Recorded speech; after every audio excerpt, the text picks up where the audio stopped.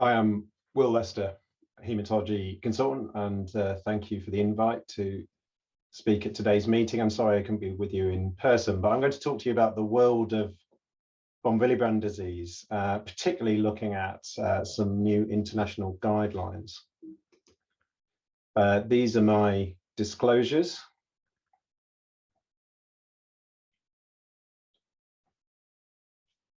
So what is Von Willebrand's? Let's start from the beginning. It's a very large globular, well, it mainly circulates as a large globular protein.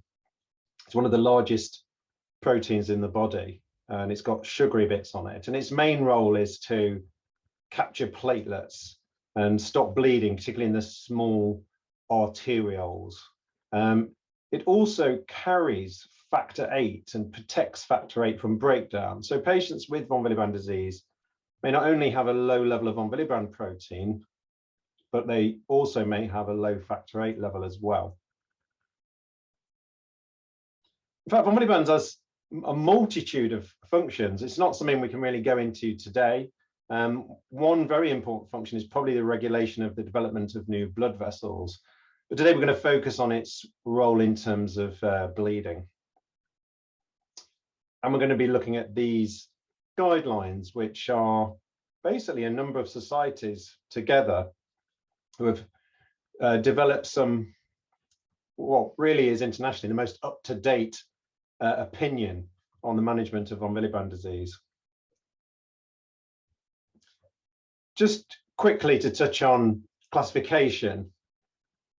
On the face of it looks quite complicated. I think it does put off our haematology trainees a little bit, having to sort of learn and understand this. But the bottom line is that there are three types of von Willebrand disease, three subtypes. Type 1, where there's just a reduction in the amount of the protein.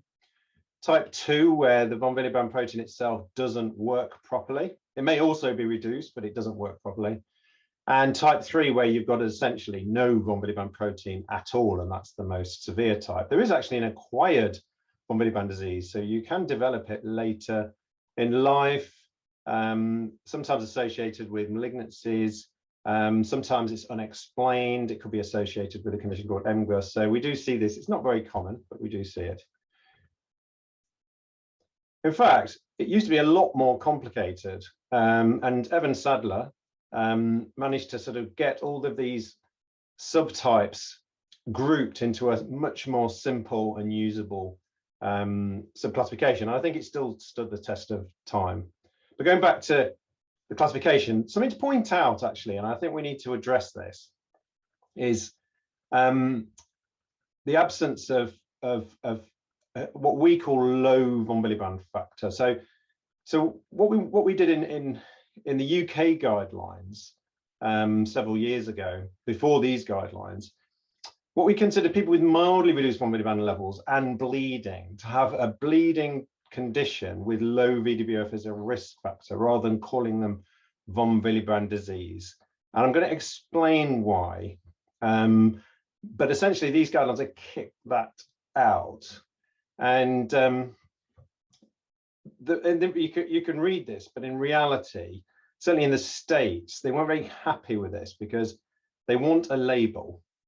And it's important for insurance purposes to have a label. And people like a label. They like to be told they've got condition X and not that they've got a bleeding problem with a risk factor. And I'm going to explain why it's really important, actually, that we perhaps try and challenge this.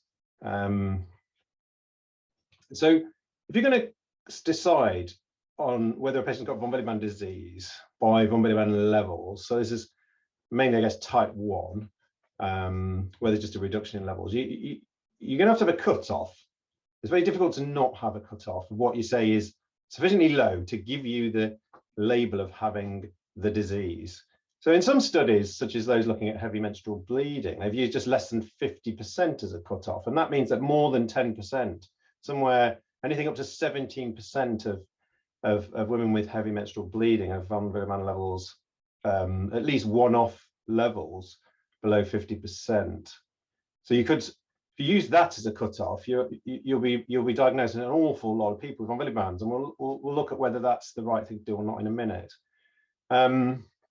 The European study, I was part of this study when I did my PhD, suggested maybe 40% was a better cutoff for saying someone had the disease. And then, in fact, the previous guideline, the previous iteration of the guideline we're talking about now, that was developed in the States by Evan Sadler, they did go for the 30% cutoff, because we know if your levels are less than 30%, there's a dominant, most of these are dominant inheritance, as in it's passed from parent to child.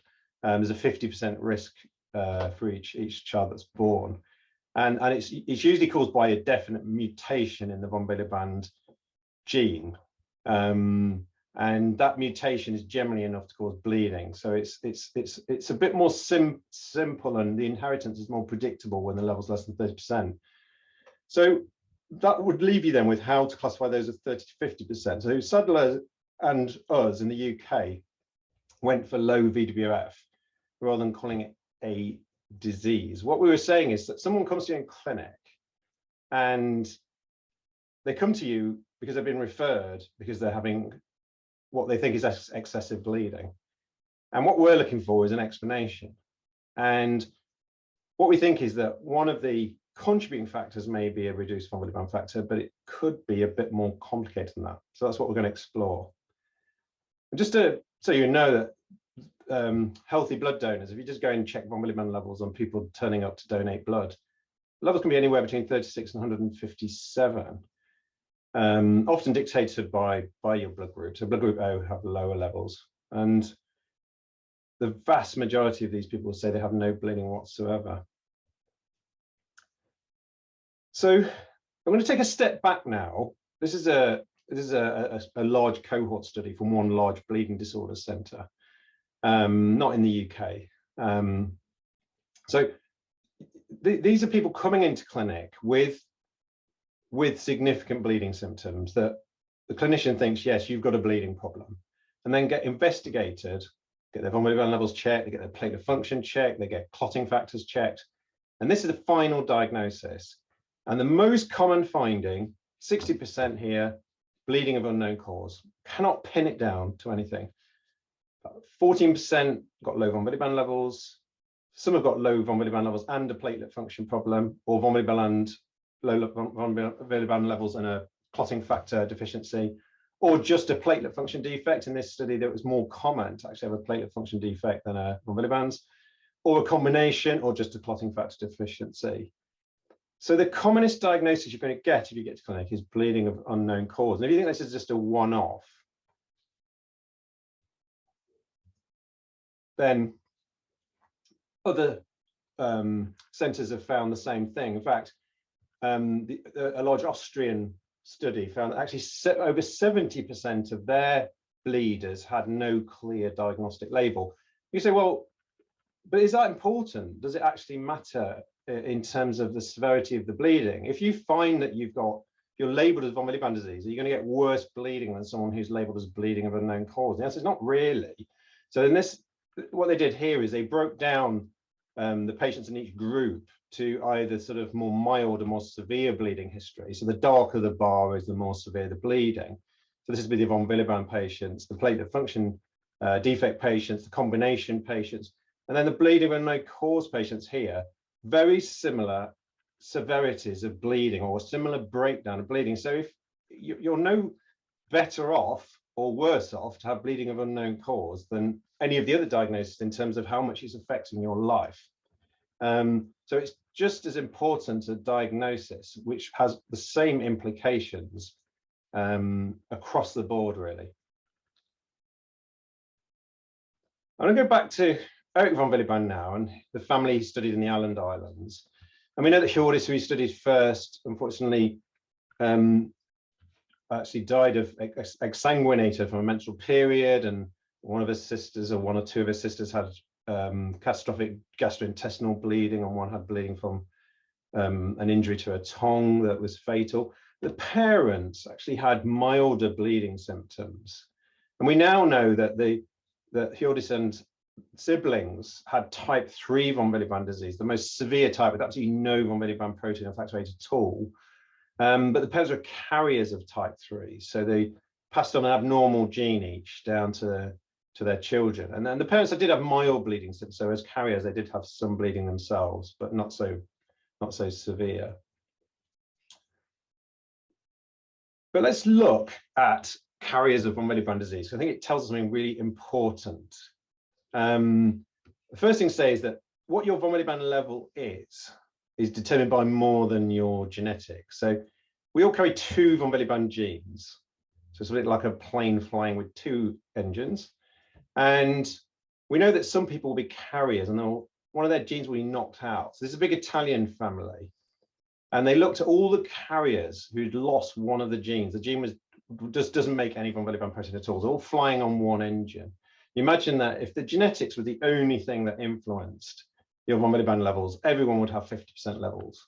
100% if you've got 2 genes, 50% if you've got 1 gene. That's the model where only genetics influences. But in fact, in this family, some carriers had levels of 14% and others had 110%. So there's obviously other things that influence levels beyond just the gene itself.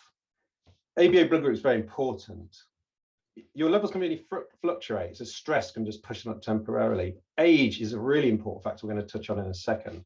There were probably other genetic factors as well, so pretty complicated. So some carriers will have low levels and some will have normal levels. And what we're going to focus on is those who have low levels and what the implications are.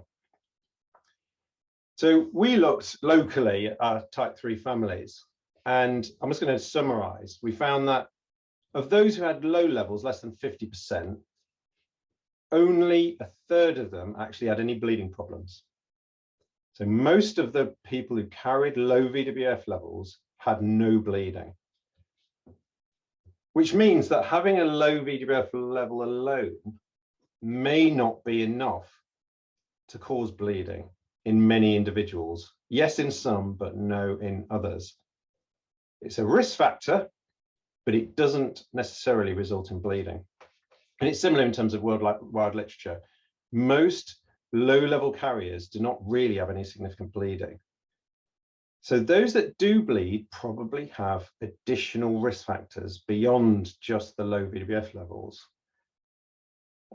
We just looked at people's levels versus how much bleeding they got, and we found absolutely no link whatsoever. So how much someone bleeds, their bleeding score in this instance, doesn't really correlate that well with von Willebrand levels. There's more to it than just the levels.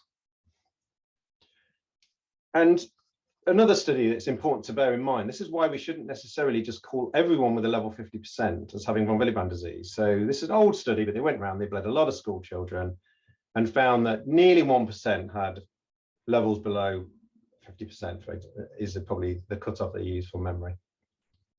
Does that mean they're bleeders? Well, they followed up all these families, and only one of the families of these children with low VWF, because they screened the family members as well, had any significant bleeding. So the vast majority of these people identified to have low VWF never went on to have a problem, and neither did anyone in their family either.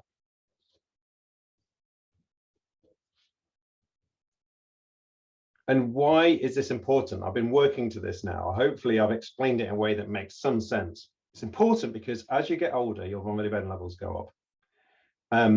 If you start in the normal range, they will just keep going up and up and up. If you start low, if you've got type 1 or low VWF, chances are, unless your levels are less than 30%, if they're less than 30%, you may never achieve normality. But if they're above, if they're in that sort of low VWF group of 30 to 50%, almost certainly over time, they're going to go into the normal range in most instances. So you could argue that if the low VWF is the only reason that people bleed, so these are people who come to you with bleeding and they've got von Willebrand levels, say 40%. As they get older, their levels go 50, 60, 70%. Does that mean that they no longer bleed? Have they cured themselves? Well, I can tell you from personal experience, the answer is often, most often not. You say to someone, okay, your levels have now, I've checked your levels 10 years later or 15 years later from when we last checked them. Have your bleeding problems disappeared? Now your VWF levels are normal. And the answer is no. Still get all the bruising, still got the bleeding from cuts, bleeding after surgery. And why is that? Because people's bleeding problem is more complicated than just having a low VWF level. I'm sure it's a risk factor, I'm sure it contributes, but when it normalizes, doesn't necessarily cure the person of the problem, which is bleeding. It may reduce it a bit, but often not sufficient to cure. So I guess in summary, having a low VWF alone doesn't necessarily cause bleeding. And those who do bleed with a low VWF level, whose levels then normalize, may still have bleeding problems because their bleeding problem is more complicated than just the borderline low level, which is why I would argue that low VWF is still something reasonable to use, rather than necessarily labeling someone as having a disease. If you label someone as having von Willebrand disease and their levels normalize, but they're still bleeding, then you're not doing them any favors because they no longer have von Willebrand disease. What do they have? So I think we need to take a step back and say, you're a bleeder. And in your case, we have or haven't found an explanation or contributing factor.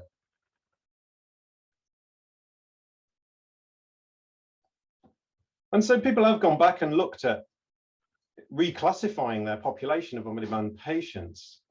Because if you get labeled when you're 15, what about when you're 35 or 50? And this is just a small study from Scotland where they basically reclassified nearly 60% of all their patients. 5 they put into this low VWF level, and 21 were deemed no longer to have von Willebrand disease. I think what the study didn't necessarily go on to do is determine whether they were still bleeding or not. But I'd say certainly in my experience, many of these patients still do have a problem. Let's move on to treatment. We sort of digressed a little bit. So we have tranexamic acid, generally safe, pretty easy to give. We have desmopressin. So when von Willebrand is made, it's made in the endothelial cells, the lining of blood vessels. And there's an ongoing secretion of von Willebrands into the bloodstream that goes on at all times, sort of ticking over, keeping the blood levels up. But also some of it's stored in these little things called Weibel Palade bodies, little torpedo-shaped tubes inside the endothelium.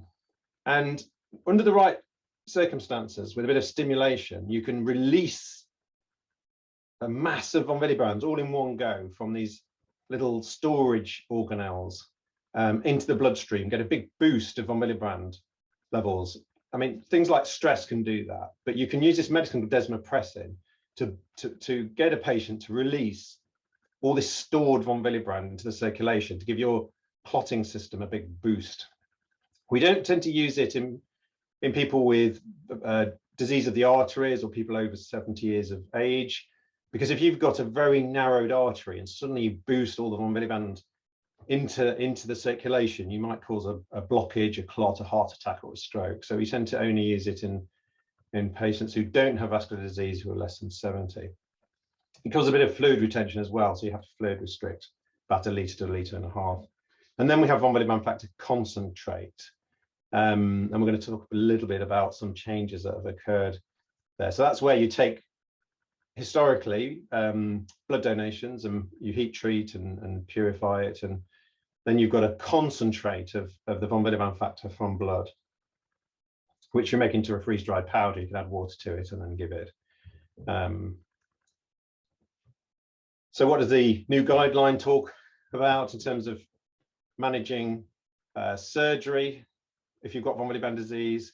It suggests that you should get both the factor VIII and the von Willebrand activity greater than 50% for at least 3 days after surgery. One important question is, which is more important, keeping the factor VIII up or keeping the von Willebrands up? Well, in the first 24 hours, we think that both are important, but beyond that, the factor VIII may be more important than the von Willebrands. But they're suggesting at least 3 days. So if you haven't made a surgery, you're going to need at least 3 days of treatment to keep your levels up above 50%. Often we go for a little bit longer than that, although we're never quite sure what is the optimum timing. In terms of desmopressin, we traditionally use it for those with the more common type 1 von Willebrand disease to boost up their levels. Because in type 2, there's a protein that doesn't quite work normally. Traditionally, we haven't generally used desmopressin, but it does say that you could try desmopressin with those with a type 2, because sometimes it may have some effect. And I guess it means you can avoid the von Willebrand factor concentrate. So it's worth considering anyway.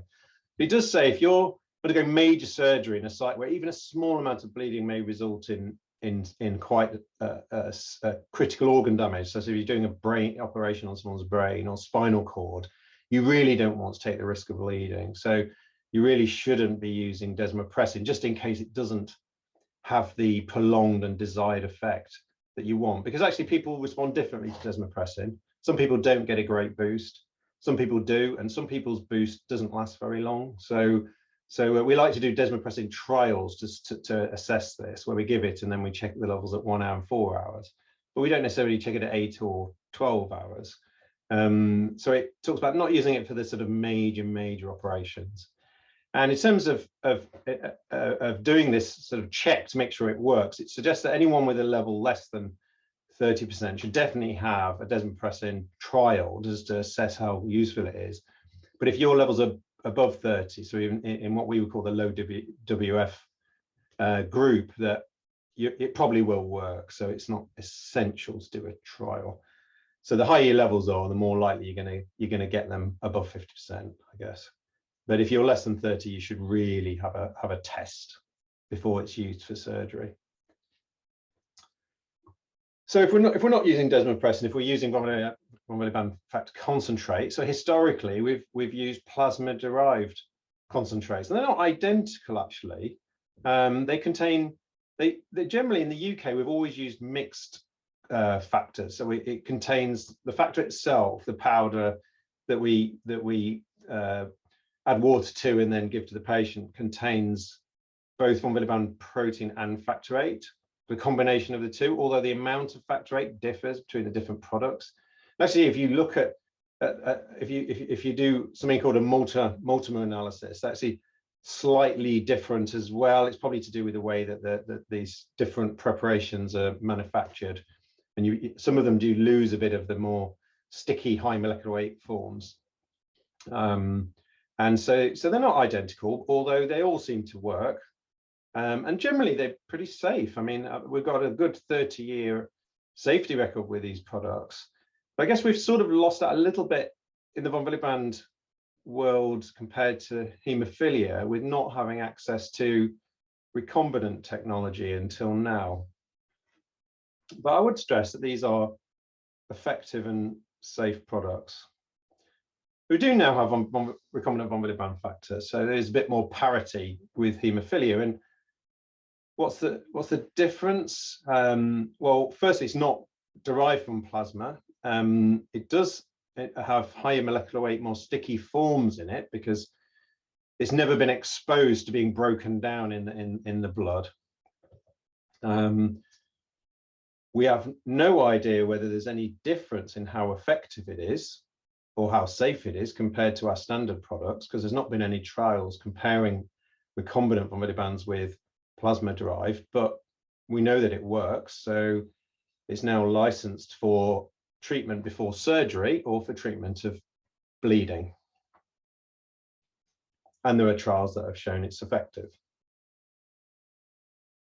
In fact, it's actually a byproduct of recombinant factor VIII manufacture. So this is Advate, initially made by Baxter, and von Willebrand's was produced in the same cell line, but wasn't actually purified or used, and now it is. So you can basically purify separately the factor VIII and the recombinant von Willebrand's, and that's has important implications for treatment, because, as I mentioned, our products that we've used up till now have a combination of von Willebrand factor and factor VIII in them. But we now have a product that is pure von Willebrand's, and therefore, if a patient has a low von Willebrand level and a low factor VIII level, then we're going to need to give a bit of both.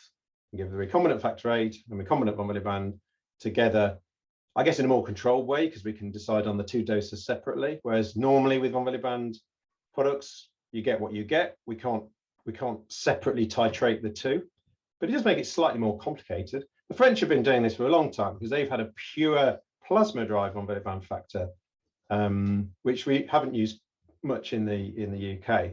So they're a bit more used to managing these two separate treatments in patients.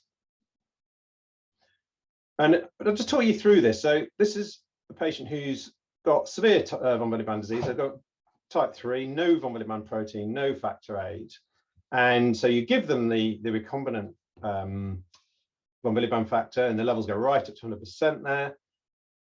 And without giving any factor VIII at all, the factor VIII level goes up and up and up and up and up into the normal range. And then eventually, as it wears off, it all tails off again. You say, well, this rate, where's that come from? Well, the patient's making factor VIII all the time, but it isn't being protected by the von Willebrand factor because they're not making any. So it gets broken down very quickly. But as soon as you give some of this pure recombinant von Willebrand factor, the factor VIII has something to go and sit on and be protected. So the patient's own factor VIII that's being made will then last longer and will be boosted up rather than being destroyed quickly. So you do have a choice if you're giving this recombinant von Willebrand factor to someone before surgery. If you give it, say, 8 hours before surgery, you won't need to give any extra factor VIII because the patient's own factor VIII will come up. Whereas if you want to give it immediately for bleeding or immediately before surgery, you're going to have to just cover this initial period with a little top-up dose of recombinant factor VIII in addition to the von Willebrand factor. So I hope that makes sense. Let's move on to other parts of the guidelines. So this is relating to gynecological bleeding, particularly heavy menstrual bleeding. The panel suggests using either hormonal treatment, the pill, etc., or the progesterone-containing coil. So that's a Mirena coil, which can be very, very effective. It doesn't suit everyone, but it can be very effective. Or tranexamic acid over using desmopressin, as long as someone doesn't wish to conceive. Because if you're happy to take contraception to make your periods lighter, then obviously you can't get pregnant at that point. So you may have to pause that and use perhaps tranexamic acid alone, or desmopressin, or both together, if you're just trying to manage your periods as you're trying to conceive. But what I really want to focus on is this good practice statement, which is, I really agree with this. When feasible, the panel encourages the development of multidisciplinary clinics in which gynecologists and haematologists see patients jointly to facilitate the management of heavy menstrual bleeding for patients with bleeding disorders. I can't give you a great deal of evidence for this, apart from it really, from a patient's perspective, and I think from a treater's perspective, it's fantastically efficient for someone to be seen to get in a multidisciplinary clinic. It's like a one-stop shop where you can have your bleeding problem addressed by your haematologist at the same time as having your options from the gynecologist. Some of these clinics have a sort of the scan set up as well, so they can have a uterine scan, make sure there's no other contributing factors to the bleeding. So you get a proper one-stop shop rather than constantly having to go to one clinic, then the other clinic, and then back again and get referred back again. And so I'm a great advocate for this, and I think it's a great recommendation. Just a bit about heavy menstrual bleeding and von Willebrand disease. So about 74% of women with von Willebrand disease, so I get about 3/4 have heavy menstrual bleeding as one of the consequences of the von Willebrand disease. And as I mentioned earlier, it's quite common to find a reduced level of von Willebrand factor in women who have heavy menstrual bleeding, although it doesn't necessarily mean they've got von Willebrand disease. I think that's important to say, but it is perhaps a risk factor for bleeding. And there are major quality of life issues.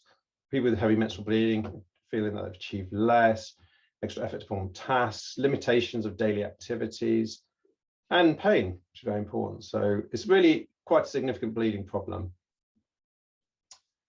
Now, the patient's journey can be very complicated. So you start off with your bleeding symptoms, and you may go to your GP, and they may do some basic clotting tests, which will not pick up von Willebrand disease. Basic clotting tests pretty much miss most conditions, bleeding disorders. If you've got heavy periods, you may be sent to your gynecologist, but the gynecologist would then have to think, is this normal, or could this be a bleeding problem? They may or may not refer you to a haematologist. Your primary care physician may have referred you to a haematologist, but the haematologist may be a generalist who's not a specialist. They may or may not do the right tests. They may or may not refer you to a gynecologist for your bleeding problems. So the whole pathway is really complicated and takes time. It's very fragmented. So what's the problem? I think there are two issues. One is delayed diagnosis. So if you talk to people who have had the diagnosis finally, it's often taken, unless it's family screening, it's taken a long time to get there. And when they get there, the care remains a bit fragmented and disjointed. I mean, thankfully, obviously, there were great initiatives. Talking Red initiative, fantastic. We've talked about joint haematology, gynaecology clinics, but I think gets rid of some of the fragmentation. And there are some guidelines in progress from the United Kingdom Haemophilia Doctors Association organisation being drafted up on managing heavy menstrual, gynecological bleeding and women with bleeding disorders. So I think we just need to keep highlighting this as an issue and try and get better. But there's a poster that was at a recent scientific meeting, and I really caught my eye, looking at how we can increase awareness of bleeding disorders, and this particularly looking at von Willebrand disease, but I would say for bleeding disorders generally, in terms of recognition and management. And they've developed this, it's quite international. They've developed this, there's a website where you can actually go on, and I don't know if any of you have tried it, it's very interesting. I've done it, as you'll see, where you basically can go on as a member of the public and basically do a bleeding assessment on yourself. It just asks you a number of questions about bleeding symptoms you've had. So I, just for the purposes of this talk, went on as a 34-year-old woman with some bleeding problems, and it gave me a score at the end. It's sort of similar-ish to the established ISGH BAT score, as far as I could tell, and I got a bleeding score of 15, and so it did tell me that was abnormal, and it does. You do tell them your region, because it sort of gives you sort of more advice that's sort of tailored to where you live in terms of, so because I'm in the UK, it sort of generates a letter. It generates a letter that you can actually take to your general practitioner, that will then hopefully aid in facilitating the appropriate referral. So yeah, I think this is great. I think it's people power. I'd be interested to see how it works out in terms of whether it improves outcomes. If we can improve diagnosis, can it improve outcomes? It needs a bit more work, I think, but yeah, I think on the face of it, looks pretty good. And it's about empowering people to avoid these long delays for diagnosis of bleeding disorders. And just nearly done now, so I won't touch on another recommendation from the new guidelines about prophylaxis. So it's been something that we've embraced very much in haemophilia world for a long time, but in von Willebrand's perhaps less so. And it's the idea of not only just treating bleeds when they happen, but for those with regular bleeding, offering the option of giving preventative regular therapy. And I think we're doing that more and more now. I think we started doing a little bit for type 3, the more severe type, and moving into type 2, where people can self-treat. It's generally with von Willebrand factor, and so you do need to learn to, yourself or someone in the family needs to learn venous access, but we know it can be done and it's doable. And so I think there's definitely been a trend to more and more prophylaxis. And the new guidelines suggest do it for people with regular bleeding, and keep reassessing people because their requirements change over time. So your requirement as an 8-year-old is not what it is as a 17-year-old, as a 40-year-old. So reassess bleeding symptoms, the need for prophylaxis. It's not a single decision made at one point in time. This is from another international meeting recently where they looked at people who previously had on demand, and we do something called an annualized bleed rate, where sort of how many bleeds you're having a year. And going on to von Willebrand factor, they went from 7 bleeds a year to sort of, well, it's statistical, but less than 1 bleed a year. Those who'd already been on prophylaxis with plasma derived, went on to the recombinant, and I would say that's a very similar result, really. But I must mention that at the moment, recombinant von Willebrand factor is not licensed for prophylaxis. It would make sense to do that, because if you're certainly treating children, I mean, the general rule of thumb is, although we know the plasma-derived factors are safe, it's quite nice to have the option of a recombinant factor. So at the moment, not licensed for children, not licensed for prophylaxis. But studies like this, when they actually get properly published, this is just in a scientific meeting, I think will probably result in changes as to the licensing. And so we'll have access to recombinant, I think, going forward, but not yet. And just a quick mention is that having a bleeding disorder, unfortunately, doesn't protect you from getting vascular disease, heart disease, strokes and things. So sometimes you may have a bleeding disorder like von Willebrand's, and you also need aspirin or occasionally more formal anticoagulation. And it does suggest that you shouldn't automatically discount that you may even want to give some form of treatment to patients to allow them to have their anticoagulation or their antiplatelet agents. But it is an area of uncertainty, I would say. And I don't think everyone with a bleeding disorder can automatically have some of these treatments. I think it's a case-by-case basis. So I'm going to finish now, and I've just brought up a few discussion points, really. You know, one is that I think most people who come to clinic with bleeding do not have a convenient diagnostic label, and as nice as it is to have one, there often isn't one. And I think we just have to appreciate that the problem is bleeding, and we do sometimes find the risk factors, and it's pretty obvious when you've got von Willebrand disease with very low levels. That's the key problem, and you don't need much else. But for many patients, it's a bit more subtle, and it's probably complicated and multifactorial, with lots of different factors, genetic and otherwise, contributing to the final problem, which is bleeding. And if you're a bleeder, you're a bleeder, and you need treatment, and you need to be seen by specialists. We've talked about how von Willebrand levels don't correlate that well with bleeding. So some people with low levels don't bleed, and other people do, and those who do probably have other problems. And although your von Willebrand levels increase with age, it doesn't necessarily cure the problem. We've touched on the fact that the diagnosis of bleeding disorder is often delayed, and I think there are obviously these, we talked about that internet initiative where people can actually sort of take charge themselves, doing their own bleeding scores, and then approaching their GPs with their information. We've looked at how care can be fragmented. We use the example of heavy menstrual bleeding, but steps are being made to improve that with the concept of things like joint clinics.